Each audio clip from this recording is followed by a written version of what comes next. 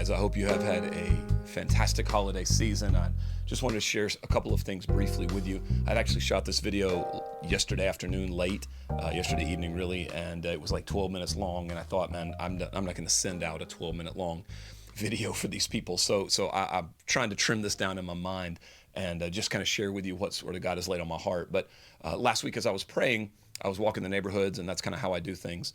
God really sort of dropped something in my spirit. I was praying through my family stuff and through the season, really through the Christmas season. I wanted to focus my life on what was going on and make sure that I was giving God room to speak into this season. And so as I was just sort of listening after I had sort of delivered my laundry list of stuff to God, as I was listening, I really felt this impression that there are these two things that are unique to leadership. And I'll explain this, and I've got a passage too that I've sort of gone back, and I wanted to find something in the text that was going to really kind of prove this out from my own mind. I'm always skeptical when God speaks. I want to hear him. I want to own it, but I also want to find something in the Bible that's going to help me sort of lock it in as an anchor point. Some of you guys receive a word from God and you walk your whole life with it, and you're good. I'm just more of a good doubter, I guess. I'll say it that way because I don't like just calling myself a doubter. But I want to see it in the scriptures as well. But anyway, so God sort of pulled this back. Like Asher has asked for a computer to play games on, a gaming PC. And so he created, I think I might have mentioned this in a Bible study or something, but he brought us this list of parts that he wanted. So this was like the premium everything. And he said, I know that I'm not going to get this, but I made this on a website. And so this is, if I could have everything, this is it. And it was like $3,500. Like, we don't have that much money to spend on anything, much less a computer that I don't know that he's going to use all that much over the next 6 months. So like, I immediately was like, good gracious, like that's what you want. So we've tried to pare it down, and I'm trying to, bargain basement some stuff, find some stuff so we can actually make it, for dramatically less, something that falls within our budget. So it won't be everything he wants, but hopefully it will actually work. That's really my only goal for that this Christmas. But it was as I was praying through that and pondering that, God just sort of spoke to me and said, every time you walk in leadership, you're always going to face unique pressures. The pressure of leadership is that those you're leading, those people who are sort of under your care, under your covering, they all have needs, desires, and wants. Part of leadership is knowing that you're walking with people, serving people who have needs, desires, and wants. And every time somebody has a need, desire, or a want, it lays an expectation on the leader. It lays a burden on the leader. So as a parent, my son comes to me and says, this is what I want. Whether it was $100 or $4,000, it is something that he's laid onto me saying, I know I can't get this, but I'm asking you for this. So there's a pressure that's placed on my shoulders. Now, some of those pressures I can negotiate and navigate. Like if he wants to eat cheese sticks at Zaxby's, then that's a pressure that generally speaking I can take care of, and I don't even think twice about it. When he brings me a list of items and says, hey, here's a computer that cost almost $4,000, I think, okay, that's a pressure that I don't know how to carry because I don't have that to give you. But that doesn't mean that the expectation has not been stated. And I think it's so important to recognize that the needs, desires, and wants of the people that we are leading will create a burden and an expectation upon us. In the season of Christmas, the people you want to buy gifts for, the people you want to give things to, that creates, even just your desire to bless them, creates a burden or a weight of expectation upon your life. And all burdens are carried with pressure and tension. And so it's not unusual for parents to feel a little bit stressed in the season of Christmas because they know that there are expectations and needs and wants that they're trying to fulfill. It's not that they don't want to. I think that's so crucial. It's not as a leader you think, man, you've got this need. I hate this. I wish you didn't need anything. No, we understand that that's normal, but we still feel the weight and the burden of trying to fulfill what's going on. So Isaiah, in the student ministry, you know that those students have needs that you want to meet. Scott, you in the live stream area, you know that there is this desire of those people who look at this, who sort of follow us online, who aren't able to be here or who are traveling, and you want to meet those needs. Those are good things because they're the things that you do, but they are also expectations and burdens that we carry. And everybody, all of you in your own areas, are carrying some kind of burden, some kind of expectation, or else you wouldn't be in leadership. And so there was this text, and most of you will know this passage, but in Exodus chapter 18, Moses is at the breaking point with the children of Israel by chapter 18. And so he's feeling the weight of hundreds of thousands of people who keep coming to him with their needs. They're bringing all of these needs to him and him alone. He is the funnel point. Some leadership books would say that Moses has created a ceiling that cannot be escaped by the people because of the singularity of his leadership and because he is the only symbol of leadership, and which again, equate that. He's the only one who's able to carry their burdens. That means that he becomes a ceiling that the people cannot expand out of, that Israel they can't grow any taller because Moses has become a lid or a ceiling over their lives. Now, he's the covering of their lives. That's the image, right? But he is an unnaturally low covering because he's doing all this by himself. So in Exodus chapter 18, his father-in-law, Jethro, sees the stress in Moses' life, and he comes to Moses and he says, basically, you've got to figure out something better. You can't carry this weight. You can't carry this stress. These expectations are going to crush you. And so Moses, is all ears at that point, I think. And so he basically says, if you're not going to walk with other leaders, with other people, delegating some of this, sharing some of this burden, then you will be crushed. You will collapse under the weight of the expectations of the people. And so that's the first piece to this. I think when we know that we're in seasons where there are expectations, when we know that we're in places in life or in sort of we're on a pathway where we feel the burden, where we feel the weight of leadership. When at the church here, when people have needs, like when we go through seasons where there's tons of people sick, or a lot of people having surgery, or a ton of people in the hospital, or people who are going through family issues, and they're sharing those things with me, like that's being carried. A lot of times I don't think people understand like why I'm not always happy. Sometimes it's because there's a ton of things going on in the church that nobody really knows about, except me and the individuals who are going through it. And that affects me. Like I'm carrying that thing. To a degree, then I've got to recognize what's going on and start to delegate some other things. Sometimes when I ask people to teach or preach for me, it's not because I can't physically do it. It's because I'm in a place where if I don't delegate that out, I'm going to wind up being crushed because I'm carrying other things as well. And I think some of us, we have to recognize that as a leader, that does not mean that you're supposed to do everything. As a leader, that means that you have to figure out how to delegate downward. You've been given a task. You've been given an area to oversee. You've been given something to do. And if that becomes too heavy in seasons, now we're always going to carry weight as leaders, but there are moments when we carry it in an unsustainable way for an unsustainable amount of time. Like I can carry things that are too heavy for me for a short period of time, but I can't make a lifetime out of carrying things that are too heavy for me. You can do the same thing. Some things are super heavy and you think, I don't know if I can do this. You can do it for a period of time. And I think Jethro comes to Moses after Moses has carried all of this for longer than he's able to. And he says, you've got to find people. You've got to surround yourself with people. You've got to allow yourself to give some things away. You've got to ask for help. And this is where it comes down to. So Asher, wanting this computer, has created a whole new thread of conversation between Nisha and I. We're talking to each other about things we don't understand. We're both reading articles and watching YouTube videos about building a gaming PC, whereas neither one of us really had any knowledge of this at all. And so we're trying to learn, but if either one of us had tried to do this by ourselves, we couldn't. We need each other. And so sharing this load has created not more information and not more mastery or expertise, but it has created a manageable expectation because we've delegated to each other to say, okay, let's do this together. We're carrying this together. There's a really beautiful precedent for that in Jesus' own ministry where he says, come to me, all you who are weary and heavy laden, and I will give you rest. Take your yoke upon me and take my yoke upon you, for my yoke is easy and my burden is light. Jesus doesn't say, give me your burden so you don't carry anything. He says, give me your burden and then you carry mine, and you'll find out that mine was lighter than yours. So he says, if you'll carry it with me and let me carry it with you, then it's not that you're not carrying something, it's that you're carrying something sustainable. And so as a leader, I think you have to be willing to say, sometimes I need other people to step into places with me. I need to invite people in by asking for help.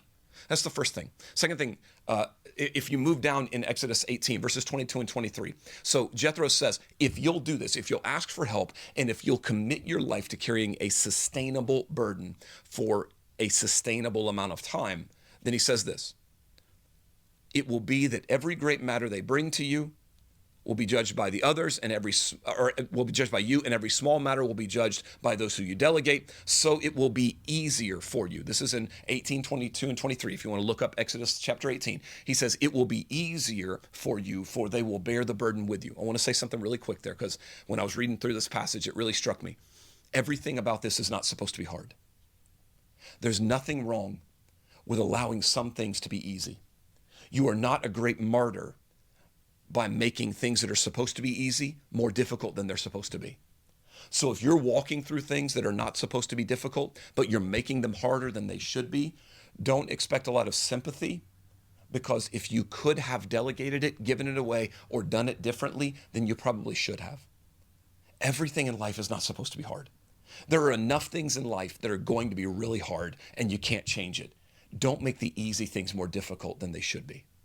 If you want to walk sustainably, if you want to walk through this season, like if I don't ask Nisha or she doesn't ask me to help try and negotiate this, if I don't reach out to some people who have done this before, if I think, well, I'm never looking at the internet, I'm not going to look at YouTube because I hate YouTube, I'm never going to tap the resources that allow me to learn about the things I need to learn about. Like if I don't ever go to Reddit and say, how do all of you people build these computers? Then I'm trying to figure out something on my own that a million other people have already figured out.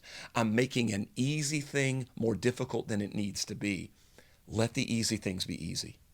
When you ask for help, you're letting the easy things be easy. When you're delegating, you're letting the easy things be easy. When you're sharing the load, you're letting the easy things be easy. When you're not bottling up everything you're going through, but you choose to be authentic and walk in community and relationship with those people who actually love you, you're letting the easy things be easy. So Jethro says, it will be easier for you, for they will bear the burden with you. Now, this is what he says in the end. This is in verse 23 of Exodus 18. If you do this thing and God so commands you, then you will be able to endure, and all this people will also go to their place in peace. There's two things here. So this is what I set off the front end, and this is really just what I want to drill down on for just a couple minutes, and I'll let you go.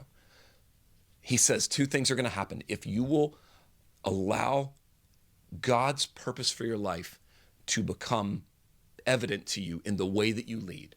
So if you'll ask for help, if you'll delegate what you can delegate, if you'll make easy the things that are supposed to be easy, here's what's going to happen. He says, you will be able to endure. So he says, if you're carrying this burden, there's going to be a unique pressure. You're going to find that there's a unique pressure in leadership, one that you're going to have to endure. Create an atmosphere in your life, make decisions with your life that allow that unique pressure to be endurable. You need to make sure that as you allow God to work on you, not just through you to people, but work on you as you're leading people, as you're loving people, as you're serving people, as he's working on you, listen to his voice, let him speak to you, ask for help, delegate what you can delegate, make the easy things easy. When you allow that to happen, you're going to be able to endure. Enduring, look what Jethro's saying. You're going to be able to endure a weight that you couldn't have endured before. Jethro says earlier in the chapter, you're going to die. You're going to collapse under the pressure. You're going to crumble under the tension. But now what I'm telling you is if you'll just listen to wise advice, then you'll be able to endure this unique pressure of leadership. It is a unique pressure. You're carrying things that other people aren't carrying. You're walking in places other people aren't walking. That's the definition of shepherding. It is that you go to the pastures first and then you lead everyone else into those places. You do what no one else is doing so you can lead them into those places where they've never been. That's part of what leadership absolutely is in the church. But then the second part is so beautiful. He says, not only will you be able to endure, but also this people will go to their place in peace. So this is, if you just want this to trigger your mind, if you want a little phrase or something, then this is it. When you allow yourself to walk in the unique pressure of leadership, you get to enjoy the unique pleasure of leadership. The unique pressure of leadership leads to the unique pleasure of leadership.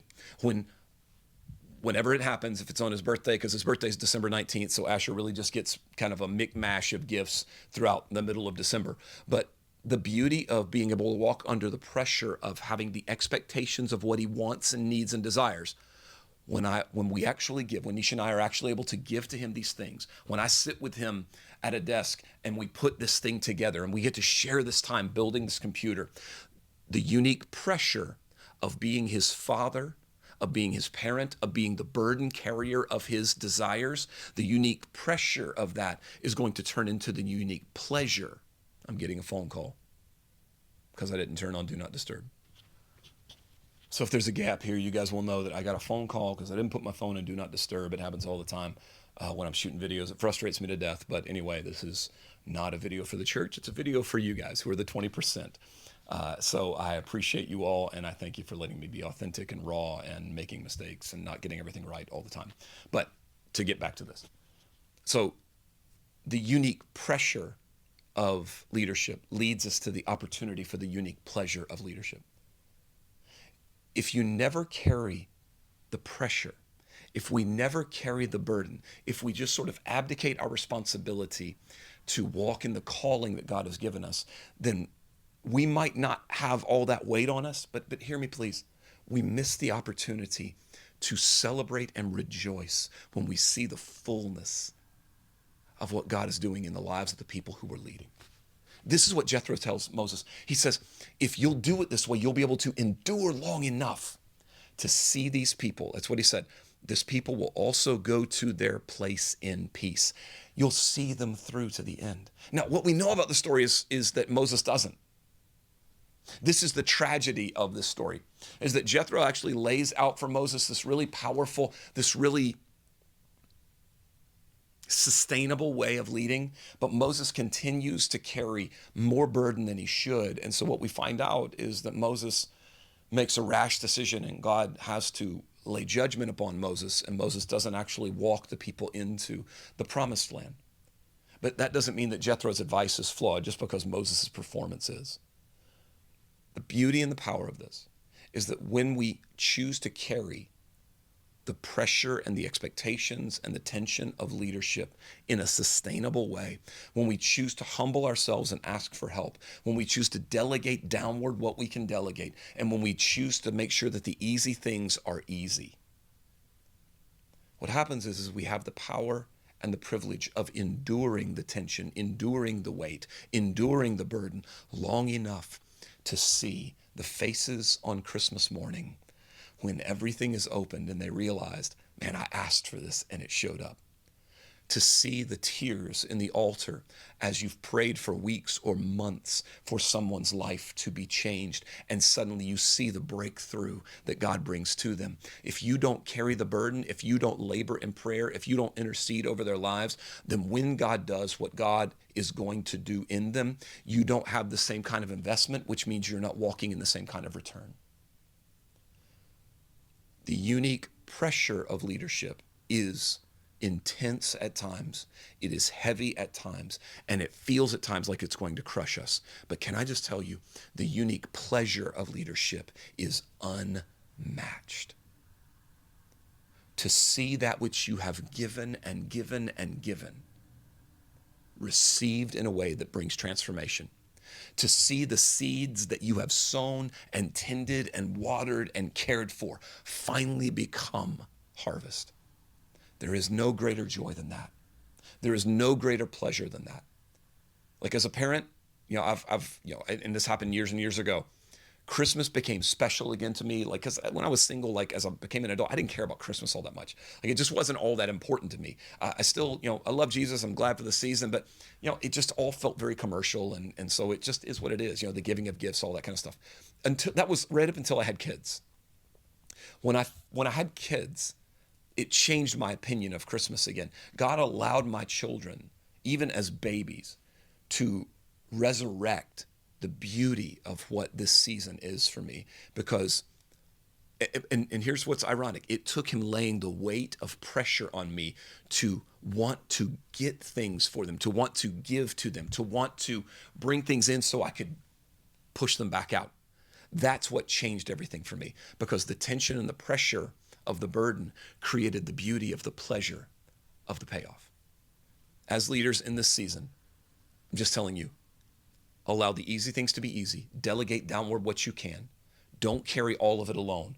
But please know that what you're carrying, you're not just carrying to crush you. You're carrying to see the unique pleasure of what God is giving you the opportunity to see. Keep on walking. Keep on pressing. Keep on carrying. You will see what God has for you. I love you. This is probably just as long as the thing that I shot yesterday, but I feel like I've articulated it better. So I can't wait to see what God is going to bring in terms of the unique pleasures of what you're uniquely carrying in terms of pressure. I'm praying for you all, calling you all by name. I love you all so, so much. I'm so grateful for you, and I do hope that this week is phenomenal for you. Reach out to me if you need me. Please don't hesitate to ask me if you need me. And like I tell you, this link will be private, so that means that only people with the link can see it. But if there's somebody else who needs to see this, man, if there's a parent who's going through something, if you've got a leader who you're leading with who needs to see this, copy the link, share it with them. I don't mind if anybody watches it, but this is really for you guys first, and then wherever it goes from there is kind of in God's hands. So, but I love you all. I thank you for your attention, and I'm praying for you. Blessings.